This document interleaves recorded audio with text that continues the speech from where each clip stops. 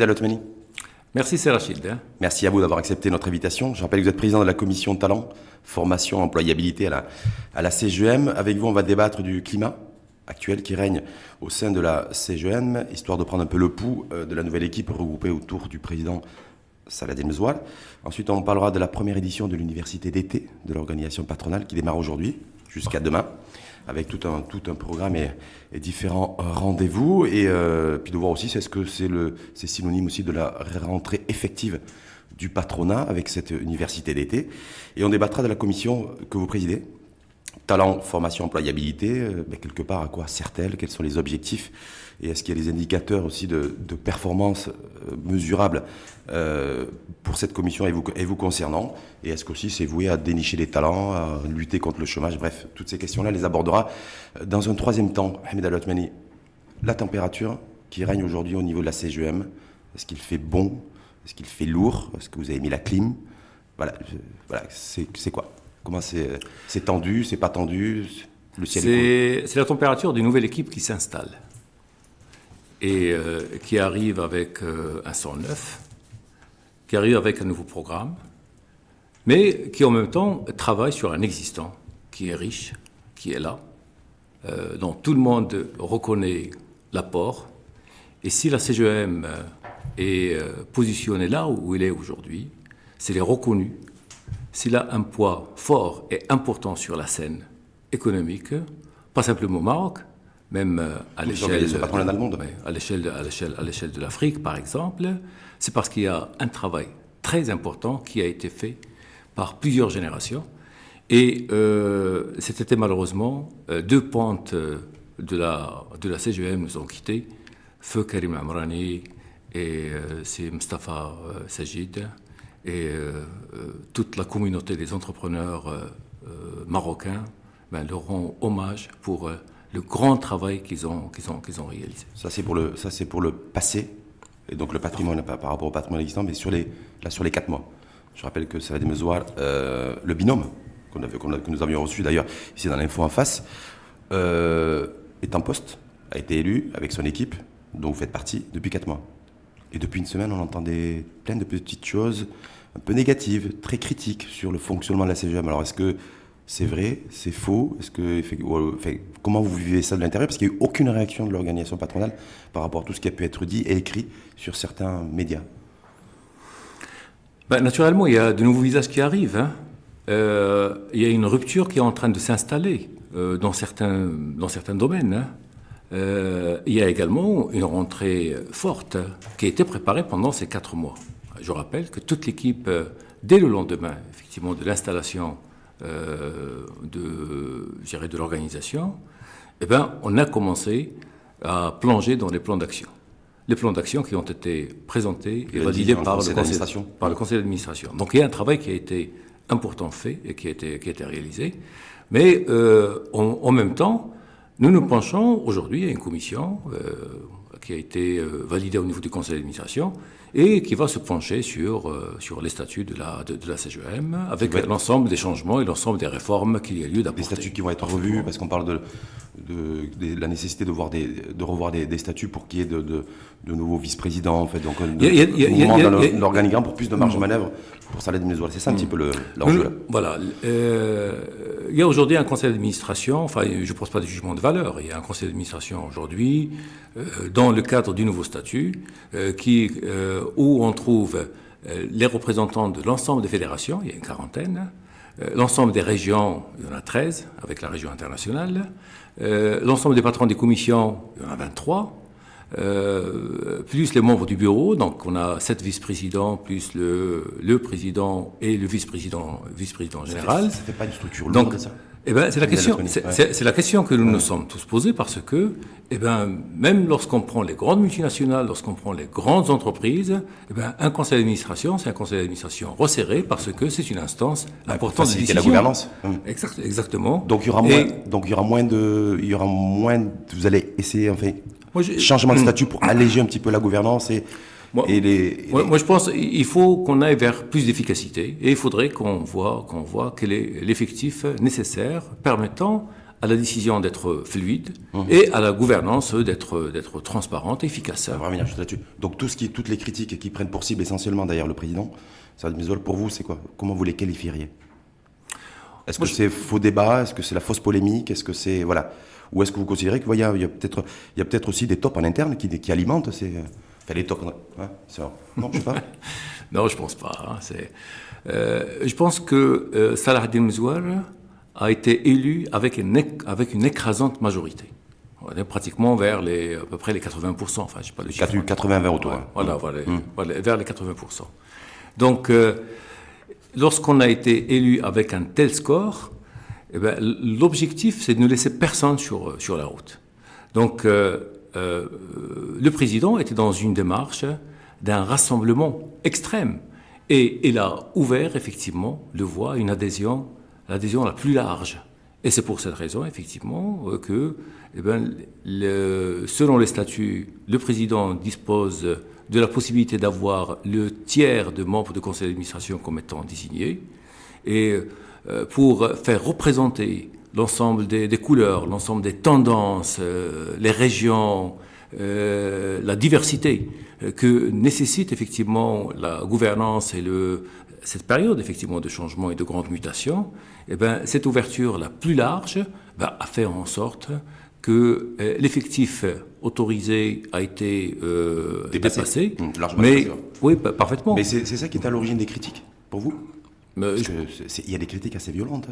Non, je clientélisme, pense pas. Elle a dit, Salah Eddine Mezouar, le clientélisme, il aurait fait des promesses qui ne pourraient pas tenir. Voilà, il y a beaucoup. Voilà, en tout cas, c'est ce qui est dit. Je sais que c'est ce qui est dit et écrit par certains médias. Donc, je ne sais pas. Bon, clientélisme. Moi, je crois qu'on gagnerait à se pencher sur le parcours, sur le CV et sur les acquis de toutes les personnes qui qui représentent aujourd'hui les organes de décision de la CGM. Je pense que nous avons une très bonne équipe. Et avec des gens parfaitement légitimes, vous voulez dire, c'est-à-dire qu'il n'y a pas de il n'y a pas eu de repêchage parce que c'est des gens légitimes avec un parcours exemplaire qui sont aujourd'hui à la CGM. Vous savez, Salah Eddine Mezouar a un parcours, a une histoire. C'est pas quelqu'un de neutre.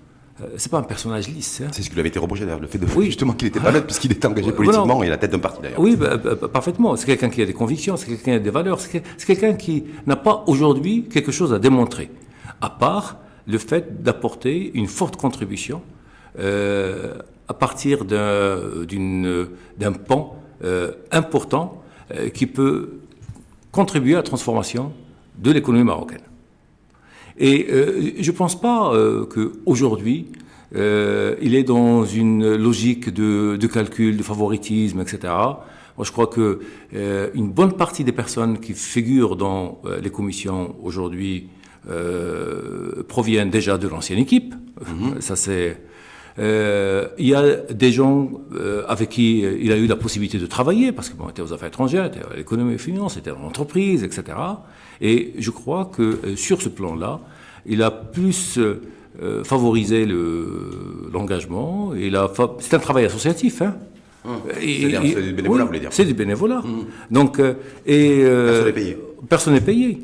Donc, la question de l'engagement, la question de la mobilisation, c'est un élément qui est important.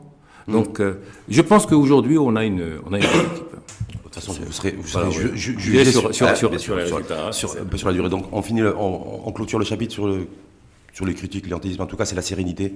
Salah Eddine Mezouar est serein. En interne, c'est serein. Il n'y a pas de souci particulier.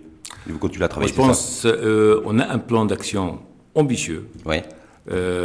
Si nous le réalisons, et nous allons le réaliser, ça va être ça sera d'un apport très important pour l'entreprise marocaine et pour l'économie marocaine, et c'est ça le plus important pour nous tous aujourd'hui. Hein.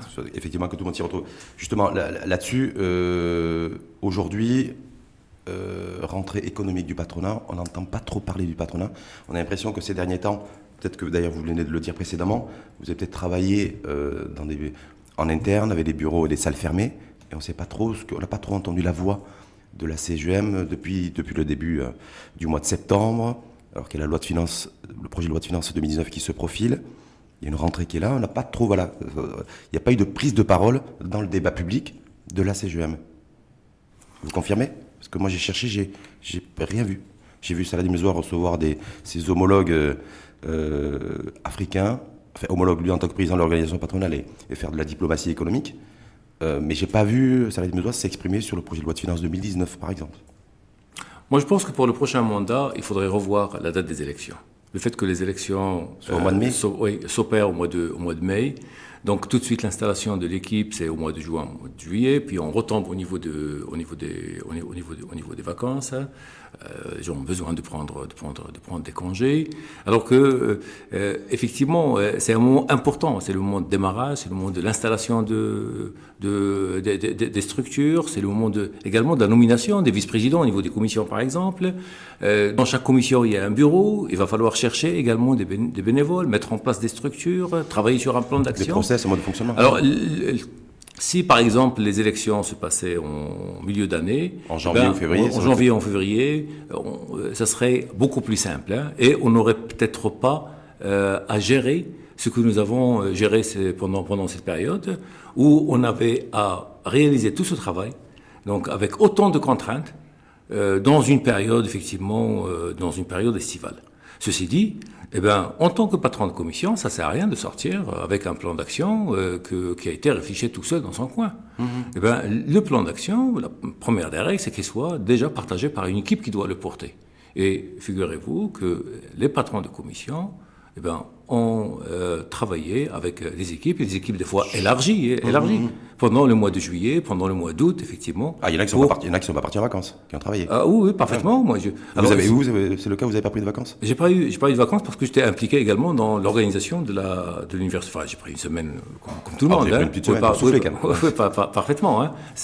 Mais il y a également l'université d'été à organiser, qui est un grand événement. On va y revenir. Mais juste sur le projet de loi de finances 2019, là, il y a des débats un peu à l'interne, elle doit être dévoilée, je pense, dans les prochains jours. Je suis pas devin, mais je crois que c'est inévitable, parce qu'il y a un agenda là-dessus. La CGM ne s'est pas exprimée là-dessus. On ne sait pas. Il y a eu une petite apparition début septembre, le 7, je crois, de mémoire, où il y a eu une rencontre entre le chef de gouvernement, certains ministres et le président de la CGM et certains membres et vice-présidents autour des délais de paiement, entre autres, qui avait été évoqué, puisqu'il y a une sortie de Mohamed Ben Chaboun plus tard. Mais voilà, c'est tout ce qu'on a. On a une photo du chef de gouvernement avec le président de la CGM. Mais il n'y a aucune déclaration, aucune proposition, aucune suggestion de la CGM dans cette rentrée économique et dans la perspective du projet de loi de finances 2019. D'accord. Alors, normal, pas normal? Non, moi je crois que c'est tout à fait normal pour effectivement la première année du premier mandat. En raison, effectivement, du calendrier. D'accord. En raison du calendrier. Je crois que... Parce qu'il y a des gens qui ne comprennent pas, qui disent, mais oui, que fait la CGM? On ne les entend pas, on ne les voit pas. On ne sait pas ce qui se passe. Figurez-vous qu'également, de l'autre côté, les gens sont en congé. Même au niveau de l'administration, les gens également sont en congé, parce que ce sont les interfaces avec qui il faudrait travailler. Hein. Alors, ceci dit, le travail a été effectué. Et, et des rencontres ont été réalisées, effectivement, avec... le ministère des Finances, les représentants, avec l'ensemble des parties prenantes, et les commissions sont aujourd'hui en train de travailler dans ce sens. Est-ce qu'il y a une ou deux priorités aujourd'hui de la CGM dans la perspective de cette rentrée économique et de ce projet de loi de finances 2019? Est-ce qu'il y a des priorités? Parce qu'on connaît les priorités du gouvernement, a priori. Voilà, la maîtrise de la dette, un peu le gel éventuel d'une partie de l'investissement public pour favoriser le partenariat public-privé. C'est des choses qu'on a un peu à l'esprit. Une mobilisation de nouvelles ressources aussi financières pour le financement de politiques sociales. Voilà, grosso modo, on se dirige vers ce schéma-là pour ce projet de loi de finances 2019. Mais l'entreprise et le patronat, est-ce qu'il a des priorités? Les délais de paiement a été un des engagements importants de la campagne électorale menée par le président. Et nous en avons fait notre cheval de bataille. Il y a déjà des premiers signaux. Il n'y a pas encore de résultats. Il n'y a pas encore de résultats. Il va falloir vérifier est-ce que les établissements publics, est-ce que l'administration, est-ce qu'ils passent véritablement à la caisse pour vérifier comment évolue le montant des encours. Je pense qu'aujourd'hui, la priorité pour la CGM, et là, sur ce plan-là, il y a une complémentarité. Notre priorité aujourd'hui, c'est l'emploi. C'est l'emploi. Notre priorité aujourd'hui... c'est faire reculer le chômage. C'est les jeunes. Oui. Notre priorité aujourd'hui, c'est lutter contre le chômage. Parce que ça, c'est très important. Tout ce qu'on doit faire, tout le travail de l'ensemble des commissions, des fédérations, des régions, aujourd'hui, bien particulièrement, doit se focaliser sur la problématique de l'emploi. Et comment le patronat souhaite ériger en priorité la lutte contre le chômage, la création d'emplois, quels sont les moyens dont il dispose, quelles sont ses revendications aussi? Est-ce que vous souhaitez aussi un allègement de la fiscalité sur l'emploi, une baisse de l'impôt sur le revenu, une espèce de pacte aussi d'entente avec l'État pour pouvoir recruter à taux zéro? Voilà, je ne sais pas. Comment comptez-vous, quel outil et instrument vous comptez utiliser pour lutter contre le chômage et favoriser la création d'emplois? Il faut favoriser la croissance. Aujourd'hui, nous sommes sur des taux de croissance qui sont faibles. Et il faut aménager le bon contexte de développement de la compétitivité de l'entreprise. Aujourd'hui, l'entreprise se retrouve liée dans des arcanes de procédure, par exemple, où il y a une perte de temps. Administrative, vous voulez dire? Administrative, ouais, une perte de temps, une perte d'énergie, alors que cet effort, ce potentiel, cette énergie pourrait être focalisée sur véritablement la création de valeur. Ça, c'est... Et aujourd'hui, le travail effectué au niveau de l'ensemble des commissions est focalisé sur la question de l'emploi. Et je pense que lors des discours de Sa Majesté cet été, le problème a été soulevé. Et sur ce plan-là, il y a un accord total entre la vision, la position de la CGM et la position et la vision des pouvoirs publics. Voilà, c'est... Tout le monde est d'accord sur le diagnostic, les indicateurs sont là. Plus d'un jeune sur 4, voire 2 jeunes sur 4 ailleurs, au chômage en ville et en périphérie des villes. Tout le monde connaît les indicateurs. L'arrivée massive aussi, parce qu'on est victime d'une chose, et vous êtes bien placé pour le savoir, c'est qu'on n'a jamais su maîtriser et appréhender la pression démographique, parce que c'est celle-là qui est à l'origine même de tous les déficits qu'on connaît aujourd'hui et de la montée du chômage. Mais moi, ma question, c'est qu'est-ce que le patronat, dans son rôle, s'il l'est, c'est qu'est-ce qu'il attend précisément de l'État pour lutter contre le chômage et favoriser la création d'emplois au niveau de l'entreprise? Très bien. C'est quoi? Est-ce que c'est fiscal? Est-ce que c'est attendre l'amélioration de l'environnement juridique et moins de procédures administratives? Mais ça va demander du temps. Donc je ne sais pas, juste j'essaie de comprendre qu'est-ce que vous attendez concrètement. Vous savez, d'un côté, on dit effectivement qu'il y a un taux de chômage qui est très, très élevé. Mais de l'autre côté, moi-même je suis dans le recrutement, je passe ma journée au contact des entreprises. Il y a les annonces qui ne sont pas pourvues parce qu'il n'y a pas de profil. Il n'y a pas un chef d'entreprise. Il n'y a pas une entreprise, que ce soit à Casa ou en région, aujourd'hui que vous contactez. Alors, tout à l'heure, il va y avoir à peu près 1200 à 1500 chefs d'entreprise à l'ISCAE, lors de l'université. On va parler d'été. Ouais. Alors, allez à leur rencontre. Le petit, le grand, celui qui gère l'entreprise de 10 000 personnes, comme celui qui gère la TPE de 5 à 6 personnes.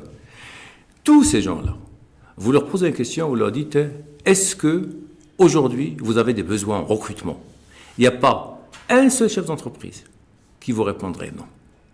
Tout le monde veut recruter. Tout le monde veut recruter. Tout le monde. Et de la petite entreprise. Et tous les jeunes veulent travailler. Et ceux qui n'ont pas d'emploi veulent travailler. Donc c'est quand même dingue. Donc d'un côté, on a l'entreprise qui a des besoins en matière de ressources humaines. Et d'un autre côté, on a des ressources humaines qui sortent de l'école. On ne va pas revenir sur les chiffres que tout le monde connaît.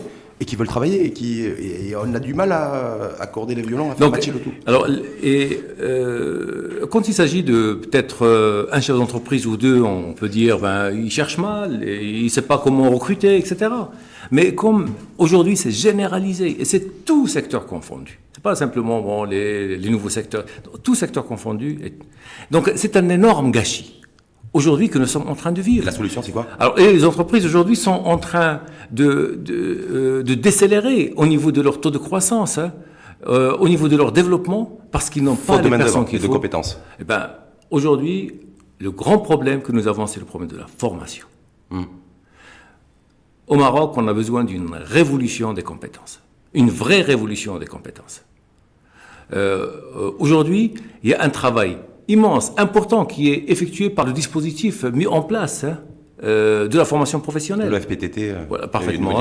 Et de l'autre côté, donc, on est quand même un pays qui est en train de marcher sur la tête. On dit que le grand problème aujourd'hui, c'est l'emploi. Nous avons une pression sociale forte, importante, et d'autre côté, nous avons des chefs d'entreprise qui ne trouvent pas les gens qu'il faut. Donc, il y a une relecture, une relecture de notre démarche. C'est quoi la solution par rapport à ça? Alors, est-ce qu'on va... Parce que ça fait 15 ans qu'on le dit. Donc ça fait 15 ans qu'on fait les mêmes constats, et ça fait 15 ans qu'on fait les mêmes commentaires, et ça fait 15 ans qu'on n'a pas trouvé de solution. Alors, dans le cadre de cette commission, parce que c'est la commission que je préside, oui. Talent, formation, employabilité et... Ah ben vous avez des solutions, voilà. Et formation. Vous avez déjà trouvé des solutions? Je pense qu'on a des pistes. Des pistes de solutions. On a des pistes. Ouais. Il va falloir, peut-être, on va se tromper. Il va falloir essayer, il va falloir tenter des choses. Mais en tout cas, aujourd'hui, il y a une réalité. Ouais. La réalité, c'est que... je vais vous donner un exemple. Admettons que je sois une entreprise qui travaille dans le domaine de l'audiovisuel et je cherche un maquilleur ou un coiffeur pour tourner un film d'horreur. Et donc c'est naturellement un coiffeur qui est vraiment dans un domaine très pointu. Ça c'est. Eh ben, est-ce que je peux, moi, en tant qu'entreprise qui est en train de chercher ce coiffeur, je prends un exemple simple, ce coiffeur pointu, spécialisé, est-ce que je peux demander au dispositif de formation professionnelle de l'État de me le former? Non. Et ça, c'est de la formation qui incombe à l'entreprise. C'est-à-dire sous la responsabilité de l'entreprise. C'est sous la responsabilité de l'entreprise, et c'est à l'entreprise de la faire. Mais par contre, moi... Et de le financer.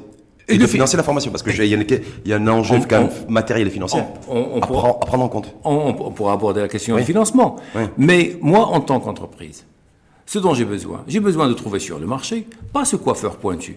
J'ai besoin de trouver sur le marché, effectivement, un coiffeur, qui sait ce que c'est qu'une paire de ciseaux, qui connaît les fondamentaux du métier, qui sait ce que c'est qu'un client, qui a les bases.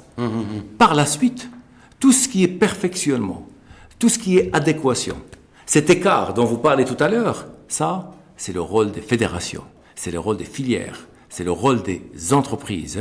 Or, aujourd'hui, ce travail-là n'est pas fait par les fédérations, ou n'est fait que par quelques fédérations, n'est pas pris en charge par l'entreprise, et on se retrouve dans un dialogue de sourds. D'un côté, c'est comme si vous construisez un pont. Ouais, mais vous construisez un pont, et il vous reste 1 mètre ou 2 mètres, et vous arrêtez votre pont. Eh bien, votre pont ne sert à rien. Si je suis, par exemple, dans l'industrie du ciment, et je cherche un technicien pour mes fours, eh bien, il est impossible de demander à l'État d'avoir des écoles où il va y avoir des fours pour cimentiers. Eh bien, donc ça c'est mon rôle, moi, en tant que filière, parfaitement. Mais par contre, j'ai besoin d'un bon mécanicien. Eh bien, je prendrai ce mécanicien et c'est moi qui vais le former dans mes fours, etc. Donc aujourd'hui, il y a un travail, effectivement, qui doit incomber à l'entreprise, aux filières, et à replacer chacun. Donc, repositionnement de l'État, repositionnement des fédérations professionnelles, repositionnement de l'OFPTT et repositionnement de l'entreprise. En fait, c'est ça. Exactement. Redessiner un paysage. Exactement. Donc, et c'est pour ça que je parle d'une révolution des compétences. Et donc avec le système éducatif aussi qui est en pleine réforme aujourd'hui. Exactement. Voilà, ça c'est. Donc, mais tout ça va demander du temps aussi, non?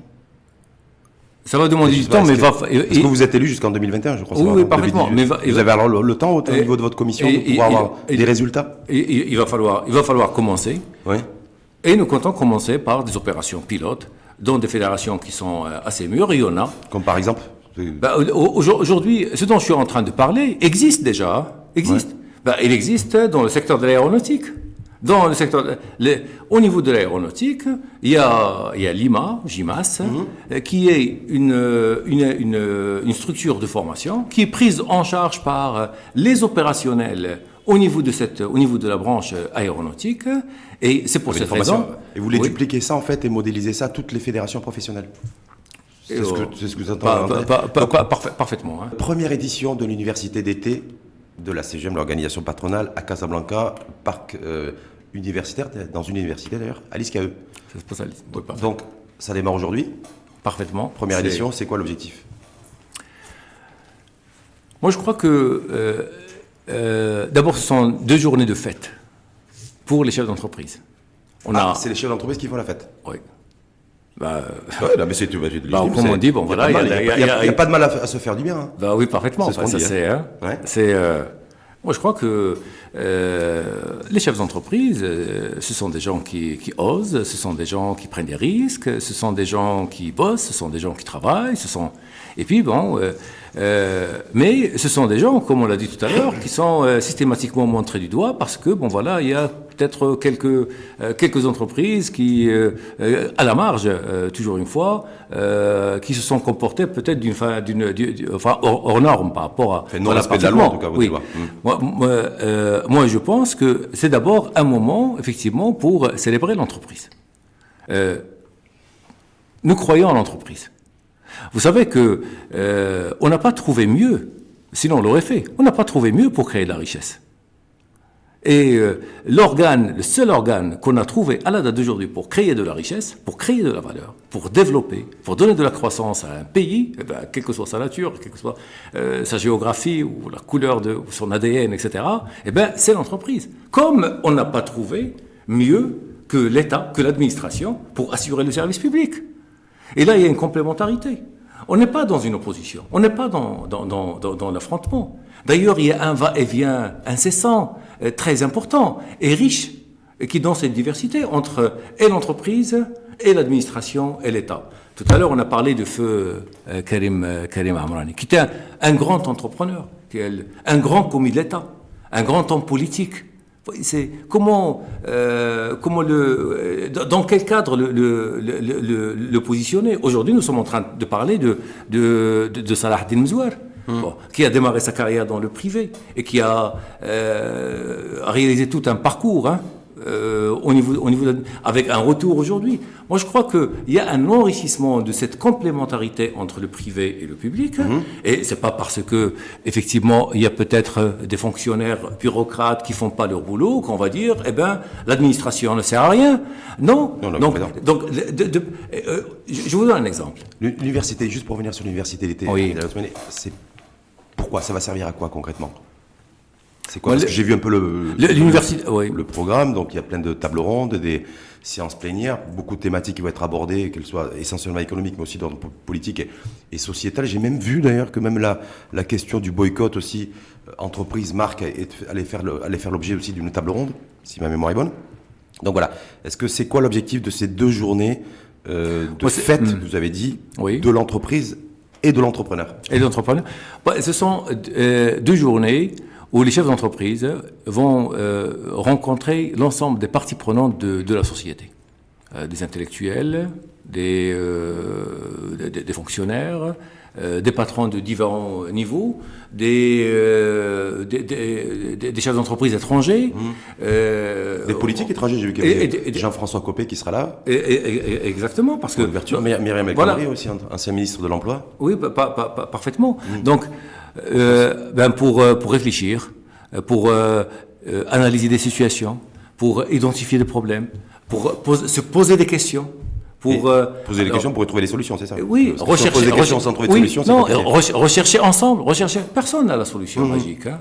Rechercher des solutions et naturellement sortir avec un plan d'action et mettre tout ça au milieu, le discuter dans la sérénité et arrêter un calendrier pour que l'on dise, eh bien, nous pour cette année, voilà les dates qui sont importantes, voilà les rendez-vous qui sont importants et voilà les résultats qu'il y a lieu absolument d'atteindre. C'est ça notre objectif. La culture du résultat, c'est important d'intégrer la culture du résultat. Juste sur j'ai dit il y avait beaucoup de têtes d'affiche et beaucoup de monde qui est attendu en termes de personnalité politique ou économique. Vous avez fait référence à également des intellectuels, mais côté officiel, personnalité marocaine, est-ce que Saladin Al-Othmani, vous avez le même nom que le chef de gouvernement, vous? Oui, parfaitement.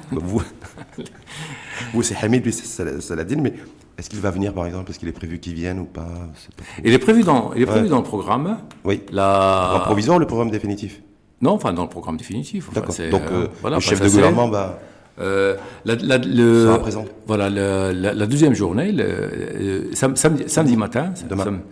Il faudrait peut-être vous donner une idée globale sur l'architecture générale du programme. Hein. Donc, ce matin, nous allons nous poser des questions sur les turbulences que le monde vit et leur impact sur et l'État dans son comportement au quotidien et également l'entreprise par rapport à ses priorités et par rapport à ses finalités. Et on dit, bon voilà, l'entreprise, au-delà de la rentabilité. Parce qu'aujourd'hui, le rôle de l'entreprise est en train de changer. Vous savez que... Rester rentable, c'est une priorité pour l'entreprise. Rester rentable, être rentable et dégager les profits, c'est l'objectif premier de l'entreprise. Vous savez qu'aujourd'hui, maximiser les profits, oui. Ça ne me fait pas courir. Et ça fait courir personne. Et ça ne fait pas courir mes salariés. C'est autre chose. Hein. Aujourd'hui... C'est la culture de l'entreprise. Oui, c'est la culture de l'entreprise. Le bien-être dans l'entreprise. Oui, parfaitement. C'est une nouvelle génération, c'est de nouvelles attentes, c'est de nouvelles angoisses, c'est de nouvelles préoccupations. Moi, je suis content quand je recrute. Les chefs d'entreprise sont très contents lorsqu'ils sont en train de créer des emplois. Même quand ils font les virements en fin de mois, ils sont contents. Quand ils effectuent les virements en fin de mois, ils sont contents, les chefs d'entreprise. Mais tout le monde est content lorsqu'on fait un virement. Je pose la question. Lorsqu'on fait un virement. S'il y a des chèques ou les virements, parfaitement, ou les ordres de virement, est-ce que le chef d'entreprise est toujours aussi souriant? Oui, voilà, il est content. Alors, le salarié est content et l'État, il est très content. Vous savez que plus on donne de gros salaires, plus l'État est gagnant. Plus on gagne de l'argent, plus l'État est gagnant. Nous, on est sur le même bateau. Et c'est pour ça que je dis, bon voilà, la question de l'emploi aujourd'hui, elle est primordiale pour tout le monde. L'État, aujourd'hui, voudrait qu'il y ait des entreprises qui gagnent, des chefs d'entreprise qui gagnent, des salariés qui sont très bien payés. Voilà, c'est parce que c'est ça qui va lui permettre effectivement de maximiser ses ressources. Mais voilà, parfaitement. Juste parce qu'on va mettre dans un monde idéal, mais la réalité, c'est que l'entreprise doit dégager de toute façon un maximum de profit, être la plus compétitive possible pour pouvoir payer confortablement et allègrement ses collaborateurs. On est bien d'accord? Oui, parfaitement. Enfin, et c'est pour ça que je vous dis tout à l'heure qu'on n'a pas trouvé mieux aujourd'hui que le modèle de l'entreprise pour créer de la richesse. Hein. Vous savez qu'aujourd'hui, le seul acteur qui est capable d'apporter de réelles transformations de la société, c'est l'entreprise. Aujourd'hui, l'entreprise, elle est la seule à apporter effectivement, à apporter et à être le contributeur et l'acteur important dans les transformations que connaît le Maroc.